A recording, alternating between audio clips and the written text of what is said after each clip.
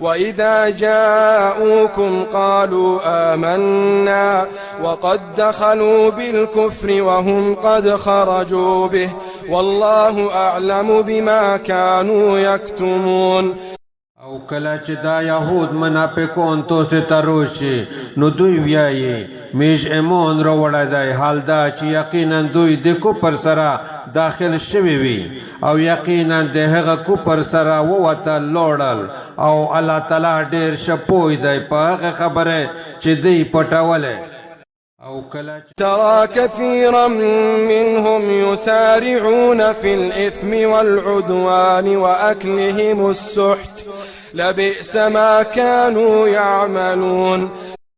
تو په دوی کې ډېر خلک وینې په ګناه او ظلم کې او په خپل حرام خورۍ کې به منډې وهي، خامخا بد هغه کور چې دوی کولو.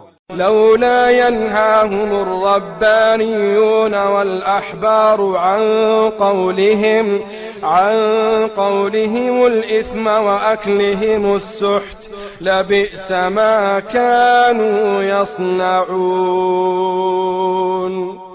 د دوی بزرگان او عالمان دا یهودیون لره د خپل د ګناه د خبره نه او د خپل حرام خورۍ نه ویل نه منې کوي، خامخا بد هغه کار چې دوی کوي.